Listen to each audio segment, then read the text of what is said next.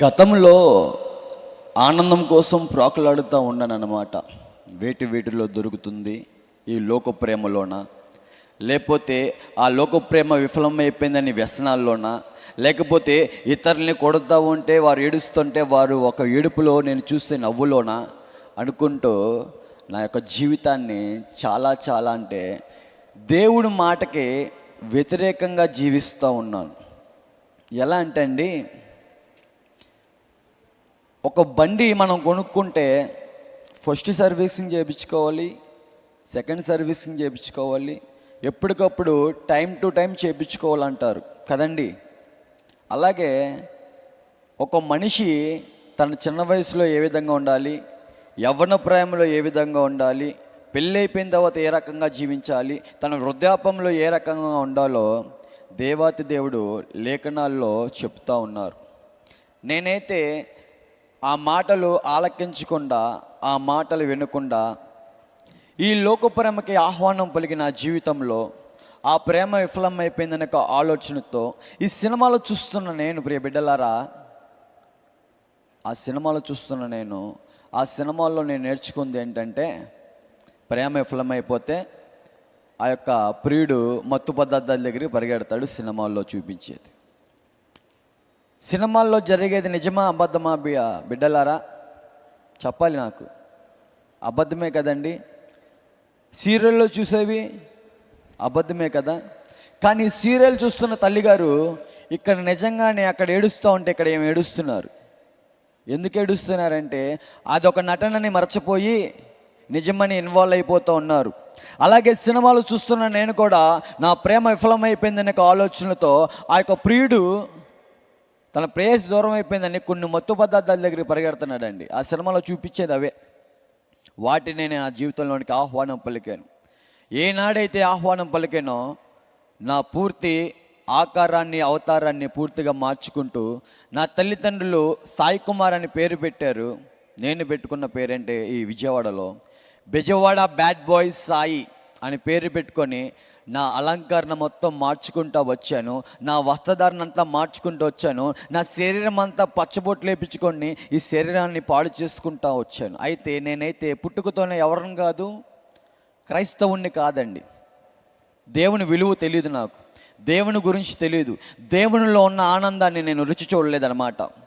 ఆ రకంగా bad boy సాయిగా జీవిస్తున్న నేను, ఇంకా గంజే ఆ యొక్క వ్యసనాలతో అలవాటు పడ్డ నేను, ఆ మత్తు పదార్థాలతో సావాసం చేస్తుండగా ఆ మత్తు పదార్థాలే నాకు సమాధానం ఇస్తున్న యొక్క భ్రమలో నా శరీరాన్ని నేను పాడు చేసుకుంటా ఉన్నాను అన్నమాట, విచ్చలవిడి జీవితానికి.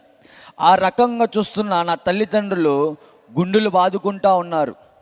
ఏం చేస్తున్నారండి? అయ్యో వద్దు సాయి, మన వంశంలో ఎవరు ఈ రకంగా జీవించలేదు నాయన, వద్దురా అనుకుంటూ గుండెలు బాదుతూ ఉన్నారు. చిన్నప్పుడు నా తల్లిదండ్రులు గారాబం అనే విత్తనం విత్తారు. ఆ విత్తనానికి యవ్వన ప్రాయంలో నా తల్లిదండ్రులు పంట కోసారండి. ఏంటి ఆ పంట అంటే, ఆ రకమైన ఆకారంతో నన్ను చూస్తున్న నా తల్లిదండ్రులు ఏడుపు, కన్నీరు, బాధ, చుట్టుపక్కల వాళ్ళందరూ ఎటువంటి బ్రతుకు వాడిది, వాడి జీవితం ఏ పాటిది, ఏంటి ఆ రకమేంటి అనుకుంటూ నా తల్లిదండ్రుల్ని తిడతా ఉండేవారన్నమాట. నన్ను పక్క నుంచి చూసింది అంకుల్ సాల్మాన్ గారు. ఆయనే ఇక్కడికి అవకాశం ఇవ్వడానికి కారణం అన్నమాట. నా పూర్తి జీవితాన్ని ఆయన చూసి ఉన్నారు, నేను ఎటువంటి పరిస్థితుల్లో జీవించి ఉన్నాను. ఎలా అంటే, వీడు అనవసరంగా పుట్టాడు వాడి తల్లి యొక్క కడుపులో, వీడు చచ్చిపోతే బాగుంటుంది అని కోరుకునే వాళ్ళు ఎక్కువ. ఎందుకంటే నా సావాసము బ్లేడ్లతో, కత్తులతో, రాజకీయ నాయకులతో వారిచ్చే రూపాయి, ఆ 2 రూపాయలు తీసుకోను ఇష్టానుసారంగా 24 గంటల మత్తు పదార్థాలతో సావాసం చేస్తున్నాను. కానీ మత్తు పదార్థాలని విత్తనం విత్తిన నేను, ఒకరోజు నేను కూడా ఒక పంట కొయ్యాలనే ఆలోచన మర్చిపోయి వాటితో 24 గంటలు సావాసం చేస్తుండగా నా ఆరోగ్యాలండి, యొక్క ఊపిరితిత్తులు పాడైపోవడం జరుగుతూ వచ్చింది. ఆ రకంగా అనారోగ్యం అనే పంట కోయడం మొదలవుతున్న నాకు, ఆరోగ్యం కోసం హాస్పిటల్ చుట్టూరు ప్రాకులాడుతూ ఉన్నాను. ఏ ప్రాంతం వెళ్ళినా స్నేహితులు చాలా ఎక్కువ. ఇగో ఈ ప్రాంతం విజయవాడ ప్రాంతంలో ఎక్కడికి వెళ్ళినా సరే సలాం కొట్టే రీతిగా బెజవాడ బ్యాడ్ బాయ్స్ సాయి అంటే గంజాయి, గంజాయి అంటే బ్యాడ్ బాయ్స్ సాయి అని ఒక పేరు తెచ్చుకుంటూ ఇష్టానుసారంగా విర్రవిగుతూ జీవిస్తున్న నేను, పోలీసు వారు కూడా వారి యొక్క చట్టాలు, వారి యొక్క ట్రీట్మెంట్లు నా బ్రతుకుని బాగు చేయలేకపోయాయి. ఎన్నో మార్లు కొడతా ఉన్నారు కానీ నా యొక్క ప్రవర్తన పెరుగుతూ వచ్చింది. నేను ఆనందం కోసం ఈ వ్యసనాల్లో ప్రాకులాడుతూ ఉన్నాను అన్నమాట. ఈ ఆనందం ఆ వ్యసనాల్లో నాకు దొరుకుతుంది. నాలో ఉన్న బాధ, నాలో ఉన్న డిప్రెషన్, ఆ యొక్క వ్యసనాలు అవి తీరుస్తాయి అనే ఆలోచనతో నన్ను నేను నాశనం చేసుకోవడం మొదలు పెడతా ఉన్నాను. నా శరీరాన్ని బ్లేడ్లతో కట్ చేసుకుంటూ ఎదుటి వారిని బాధ పెడుతూ వారు ఏడుస్తూ ఉంటే చూసిన స్వభావంలో అటువంటి మూర్ఖపోయిన ఆలోచనలతో ఉన్న సమయంలో ఏం జరుగుతుందంటే, వైజాగ్లో నా స్నేహితుడు ఉన్నాడు. తన పేరు సూర్య అన్నమాట.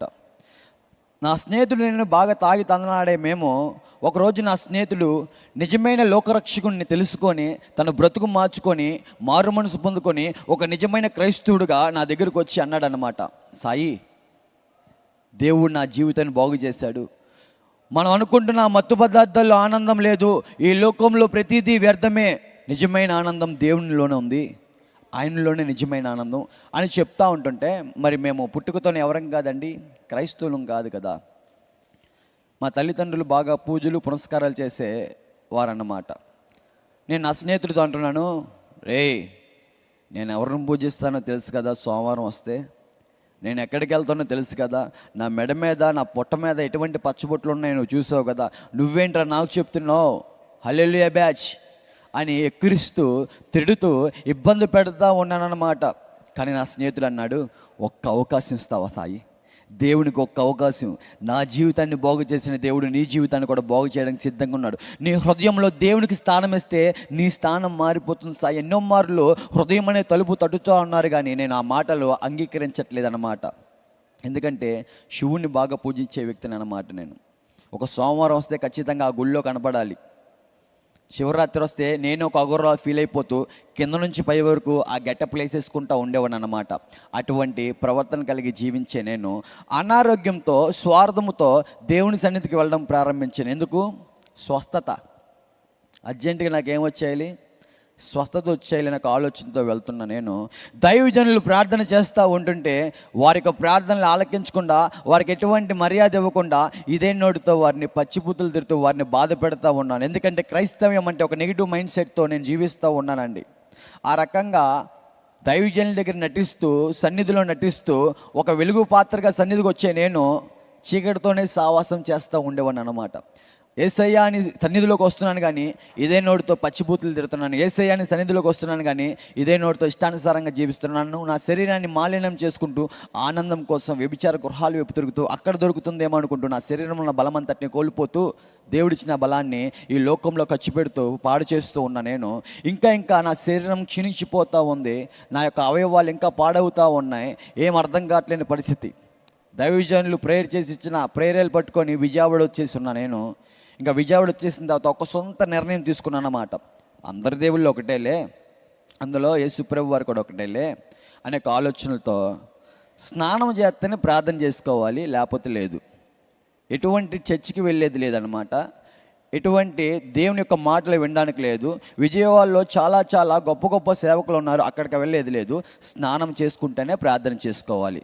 ప్రార్థన ఏంటి, అంతసేపు ఆర్డర్లు వేస్తూ ఉండేవాడిని అన్నమాట దేవుణ్ణి. కానీ నా బ్రతుకుని నేను మార్చుకోవట్లేదు, మారు మనసు అనుభవంలోకి లేదు, దేవుని గురించి ఎరగట్లేదు, దేవుని చేసిన ఆ త్యాగాన్ని గుర్తించట్లేదు. ఆ రకంగా జీవిస్తున్న సమయంలో ఏం జరుగుతుందంటే, స్నానం చేస్తున్నాను, 2 నిమిషాలు ప్రార్థన చేస్తున్నాను, ఆచరణ భక్తి, మళ్ళీ లోకంతో కలిసి జీవిస్తున్నాను. స్నానము, 2 నిమిషాలు ప్రార్థన, పాపము. అలా జీవిస్తున్న సమయంలో ఇంకా డబ్బు అవసరపడుతూ ఉంది. డబ్బు కావాలంటే నాకు తెలిసిందల్లా ఎవరినాడు కొట్టాలి, లేకపోతే ఏదైనా మర్డర్ ఒప్పుకోవాలి, లేకపోతే రాజకీయ నాయకులు వెళ్తే వారు ఇచ్చే డబ్బులతోనే ఏదైనా చేయాలి. ఆ రకంగా జీవించే నేను డబ్బు అవసరం కాబట్టి నా యొక్క స్నేహితుల దగ్గర చేయి చాపుతూ ఉన్నాను. ఒకప్పుడు చేతుల్లో డబ్బు ఉంది కానీ ఒంట్లో ఏం లేదు, ఆరోగ్యం లేదు. చేతిలో డబ్బు ఉంది కానీ ఒంట్లో ఏం లేదు, నెమ్మది లేదు. చేతిలో డబ్బు ఉంది కానీ ఒంట్లో ఒక ప్రశాంతత లేదు. ఎందుకంటే ఈ యొక్క ఊపిరితిత్తులు బాగా పాడైపోతూ ఉన్నాయి. కిడ్నీ స్టోన్స్, పేగ్ ఇన్ఫెక్షన్, డైజెస్టివ్ ప్రాబ్లం, ఇలా ఒకటి పడితే ఒకటి. నేను అనుకుంటున్నాను ఎప్పుడో ఒకటి చచ్చేదే కదా, చచ్చే వరకు లైఫ్ ఎంజాయ్ చేయాలనుకుంటున్నాను కానీ నన్ను నమ్ముకున్న నా తల్లిదండ్రులు ఉన్నారనే ఒక ఆలోచన లేదు. వారి గురించి పట్టించుకోవట్లేదు అన్నమాట. వారిని ఇబ్బంది పెడుతూ చాలా బాధ పెడతా ఉన్నాను. నా ద్వారా నా తల్లిదండ్రులు ఎక్కడికి వెళ్ళినా సరే తలదించుకుంటూనే ఉన్నారు. ఆ రకమైన పరిస్థితుల్లో ఉండగా కొన్ని వందల కేజీలు వేరే రాష్ట్రానికి తరలించాలి, నాకు డబ్బు కావాలి. ఎందుకంటే మరి ఊపిరితిత్తులు పాడైపోయినాయి కదా, బాగు చేసుకోవాలని డబ్బు కావాలి. కాబట్టి మనుషుల దగ్గర చేయి చాపితే నా స్నేహితులు ఎవరో కనపల్లా. చాలా అవకాశము వారికే ఇస్తూ ఉండేవాడిని అనమాట. ఎక్కువ ప్రాముఖ్యత స్నేహితులతోనే ఉండేవాడిని. ఎవరు నా స్నేహితులు అంటే, పోలీస్ స్టేషన్లో పలు కేసులు ఉంటాయి, రౌడీ షీటరు, గ్యాంగ్ రేప్ చేసేవాళ్ళు, ఇంకా బ్లేడ్ బ్యాచ్, ఇటువంటి వారితో నా సావాసం ఉంటూ నా జీవితం కూడా ఆ రకంగా ఉన్న సమయంలో ఏమి జరుగుతూ వచ్చిందంటే, కొన్ని వందల కేజీలు వేరే రాష్ట్రానికి తరలించాలి, మొత్తానికి వాళ్ళు మోసం చేస్తూ ఉన్నారు. డబ్బు అయితే రాలేదు, చాలా డబ్బు వచ్చింది అని ధనాపేక్షతో ఎక్కువైపోతున్నాయి. నేను అడుక్కున్న వారి పక్కన పడుకున్నాను. వెళ్ళేటప్పుడు నేనేం తీసుకెళ్ళానంటే, గంజి కొనుక్కోవడానికి బైబిల్ ప్రేరాలు పట్టుకొని బయలుదేరానండి.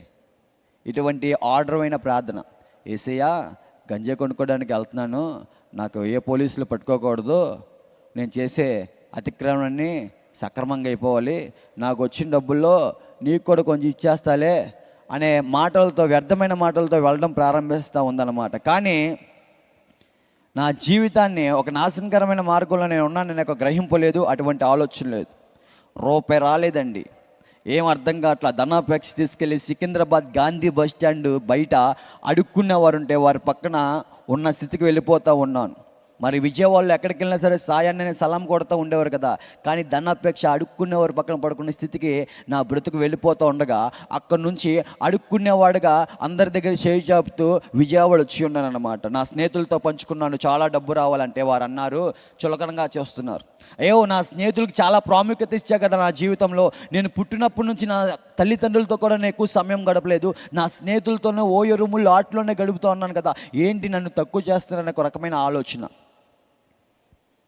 దేవుని సన్నిధికి వస్తున్న నేను ఆనాడు వైజాగ్లో అక్రమ సంబంధాలు పెట్టుకుంటూ ఉన్నాను, పరేవాని యొక్క భార్యని. పెళ్ళైపోయిన వారిని ప్రేమిస్తున్న నేను వారితో ఇష్టానుసారంగా నా శరీరాన్ని మాలిన్యం చేసుకుంటూ ఉన్నాను. ఆమె దగ్గరికి వెళ్తే, నువ్వు నాకు కరెక్ట్ కాదు, ఐ హేట్ యు అన్నారు. చాలా డబ్బు రావాలి, ఏంటి ఒకదాని తర్వాత ఎలా జరుగుతుంది, నాకేమో నిద్ర పట్టట్లేదండి, యాంగ్జైటీ ఎక్కువైపోతుంది, ఆలోచన ఎక్కువైపోతుంది అనమాట, నిద్ర పట్టట్లా. ఆ సమయంలో ఒక పిచ్చివాడిగా ఈ లోక ప్రేమ విఫలమైపోయింది కాబట్టి ఈ సినిమాల ప్రేమ నేర్పించింది ఏంటంటే, ఆ మత్తే నీకు సమాధానం ఇస్తుంది, అదే నీకు నెమ్మదిస్తుంది అనుకుంటూ ఆ రకంగా జీవించిన నేను అదే మత్తు పదార్థాల దగ్గర పరిగెట్టాను అనమాట.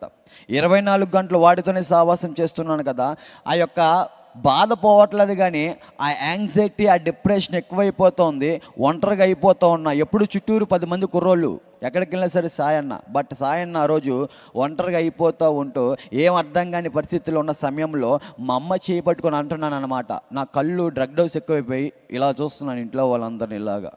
ఇలా చూస్తుండగా మా అమ్మగారు కంగారు అయిపోతూ ఉన్నారు, ఏం జరుగుతుంది సాయి, ఏం జరుగుతుంది, నా వల్ల కావట్లేదు, నాకు బాగా పిచ్చి పిచ్చి ఆలోచనలు వస్తున్నాయి అమ్మ, ఈ హృదయం అంతా బాగా భారంగా ఉంది, ఆ యొక్క బరువు చాలా అంటే చాలా ఒక రకంగా ఉంది, నాకు నేను తట్టుకోలేకపోతున్నా, నా వల్ల కావట్లేదమ్మా అని అంటూ ఉండగా ఆమె అన్నారు, చెప్తా ఉన్నాం కదా సాయి నీ బ్రతుకు మార్చుకోమని, గుండెలు బాదుకుంటూ అన్నాం కదా, విన్నావా చూడరా అని అంటూ ఉన్నారు. ఆ పరిస్థితుల్లో ఉన్నప్పుడు రాజకీయ నాయకులు అంటున్నారు ఇలాగా, వారు రాలా, నా స్నేహితులు అన్నాను కదా వారు రాలా, నేను ప్రేమించిన వారు రాలా, నేను నా అనుకున్న వాళ్ళు ఎవరు రాలేదండి. అలా ఉంటున్న సమయంలో అప్పుడు వచ్చింది ఎవరంటే మా పెద్దక్క గారు.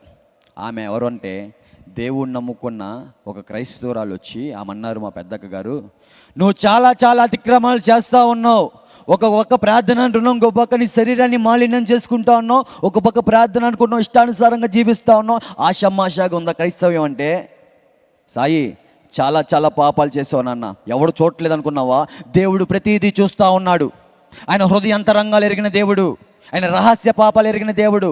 నేను అనుకుంటున్నాను నన్ను ఎవరు చూస్తున్నారులే, మా పాస్టర్ గారు చూస్తున్నారా ఏంటి అని 4 గోళ్ళ మధ్య అతిక్రమణలు చేస్తూ ఉన్నాను కదా. ఆ సమయంలో మా అక్కగారు చెప్తా ఉన్నారు, దేవుడు కరుణామయుడు, ఆయన ఖచ్చితంగా క్షమించే దేవుడు, ఆయన కృపగల దేవుడు, వెళ్ళి ప్రార్థన చేసుకోపో, దేవుడు నువ్వు చేసిన అతిక్రమలు ఒప్పుకో, దేవుడు ఖచ్చితంగా నేను క్షమిస్తాడు అనగానే ఆ రోజు అండి గోడ తట్టు తిరిగిన ఆ రోజు మోకళ్ళు వేసి నా అతిక్రమములు నేను చేసినవన్నీ నాకు జ్ఞాపకం వస్తానే, ఒక్కొక్కటి ఒప్పుకోవడం మొదలు పెడుతుంటుంటే కంట్లోంచి నీళ్ళు వస్తూ ఉన్నాయి అన్నమాట. మాకు ఏడుపు రాదు, ఎందుకంటే ఇదే చేత్తో తండ్రిని కొట్టే వ్యక్తిని నేను, ఇదే నోటితో తల్లిని అంటున్నాను, ఎవడ కనమన్నాడే నిన్ను, నేనేమైనా కనమన్నానేంటి అనే మాటలు మాట్లాడే మూర్ఖపోయిన ఆలోచనలతో నింపబడిపోయిన ఒక వ్యక్తిని. కానీ ఆ రోజు నేను చేసిన అతిక్రమం ప్రతిదీ ఏమైతే నాకు జ్ఞాపకం వస్తా ఉన్నాయో, ఇదిగో If God can remove something from your life that you never dreamed of losing, can't you trust to bring something new better in your life that you never dreamed of? చేయకముందు నా పరిస్థితి ఒళ్ళంతా చాలా బరువుగా ఉంది. ఎప్పుడైతే ఆఖరి మాట యేసు నామములో అడుగుచున్నాము తండ్రి అనే మాట పలికి ఆమెనని చెప్పానో, ఎవరో నాలో ఉన్న బరువు, నాలో ఉన్న ఆ యొక్క పొజిషన్, ఆ సిచ్యువేషన్ ఎవరో తీసి పక్కన పడేసినట్టు అనిపించింది. ఆశ్చర్యానికి గురవుతా ఉన్నాను అన్నమాట. ఎందుకంటే నేను ఆ స్థితిలో ఉన్నప్పుడు నేను ఎక్కిరించిన దేవుడు, నేను హల్లెలూయా బ్యాచ్ అన్నాను కదా, ఆయన వచ్చాడేంటి, ఎవరు యేసుప్రభు వారు ఎవరు, ఆయన గురించి తెలుసుకోవడం మొదలవుతోంది. యేసుప్రభు వారి గురించి దైవజనులు చెప్తా ఉన్నారు. ఒక మీటింగ్కి వెళ్తే ఆయన అంటున్నారు, పాపులను రక్షించు కొరకే ఆయన ఈ లోకానికి వచ్చి ఉన్నారు, నశించిన దాన్ని వెతికి రక్షించు కొరకు యేసుప్రభు వారు ఈ లోకానికి వచ్చి ఉన్నారు. యేసుప్రభు వారు నిన్ను ఎంతో ప్రేమిస్తున్నారు. ఈరోజు నీ హృదయం అనే తలుపు తెరిచి దేవునికి అవకాశం ఇస్తావా? దేవుడు నీ బ్రతుకు కూడా బాగు చేయడానికి సిద్ధంగా ఉన్నాడని ఎప్పుడైతే అన్నారో, ఆ మాటను విశ్వసించి దేవుణ్ణి నమ్ముకున్న తర్వాత ఇక్కడ నుంచి కాదు, దేవుణ్ణి నమ్మాలంటే నీ హృదయపూర్వకంగా దేవుణ్ణి నమ్మడం ప్రారంభించని యేసుప్రభు వారి గురించి ఎప్పుడైతే తెలుసుకోవడం మొదలవుతుందో ప్రియ బిడ్డలారా, ఆయన గురించి తెలుసుకున్నప్పుడు దేవుని యొక్క చిత్రాలు చూడడం మొదలుపెట్టాను అన్నమాట. ప్యాషన్ ఆఫ్ ది క్రైస్ట్ ఆ సినిమా నా జీవితాన్ని మార్చేసింది. ఎందుకంటే ఆయన ఏ పాపం చేయలేదు, ఆయన పరిశుద్ధుడు, నీవు నేను చేసిన అతిక్రమలు బట్టే గాయపరచబడ్డారనే మాటలు వింటా ఉండగా నాలో ఒక రకమైన దుఃఖం కలుగుతుంది. ఎందుకంటే నేను ఒక వ్యభిచారిని కదా, నేను ఒక దొంగను కదా, నేను ఎవరిని ఒక శాడిస్ట్ వ్యక్తిని కదా, నేను అందరినీ బాధ పెట్టిన వ్యక్తిని కదా, నేను ఒక పాపాత్ముని కదా. దేవుడు నాలంటోని కూడా క్షమిస్తాడా? దేవుడు నాలంటోని కూడా మన్నిస్తాడా? దేవుని ప్రేమ అంత గొప్పదా అని అనుకుంటూ ఉంటున్నప్పుడు ఏం జరుగుతుందంటే, దైవజనులు అన్నారు, నీవు నా సొత్తు, నేను నిన్ను సృజించున్నాను, భయపడుకు, నేను నీకు తోడై ఉన్నాను అనే మాటలతో దేవాతి దేవుడు ఆ రకంగా ఆదరించి ఉన్నారు. దేవుని సన్నిధికి వెళ్ళిన నేను యేసుప్రభు వారు నమ్మి విశ్వసించి, ఆయనే నా కోసం మరణించాడు, నేను చేసిన అతిక్రమల కోసం ఆయన మాత్రమే మరణించాడు, ఆయన మాత్రమే పాప విమోచకుడు అని నమ్మి యేసుప్రభు వారే నిజమైన లోకరక్షకుడు అని నోటితో ఒప్పుకొని ఈ హృదయం ముందు విశ్వసించి యేసుప్రభు వారి యొక్క చక్కగా బాప్తిసం పొందుకున్నాను. ఏ ప్రాంతంలో అయితే చీకటి ప్రాంతంలో గంజాయిలు తాగుతూ ఒకప్పుడు జీవిస్తూ ఉన్నానో, ఆ ప్రాంతంలో నువ్వు నిజముగా ఏకాంతంగా మొరపెడితే యేసుప్రభు వారు అతి సమీపంగా ఉండేటువంటి మాటకి ఏ ప్రాంతంలో కొండ ప్రాంతంలో దేవుడు నాతో మాట్లాడి మాత్రం నీవు నష్టం కొండ మీద రాసుకొని ఏకాంతంగా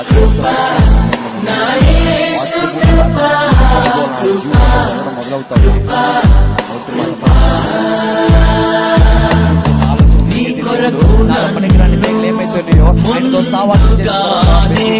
ప్రతిదీ తీసివేసి మారాలాంటి నా చేదు అనుభవం నుంచి దేవాదేవుడు ఈ విధంగా మధురంగా ఒక మనిషిగా మార్చి ఉన్నారు.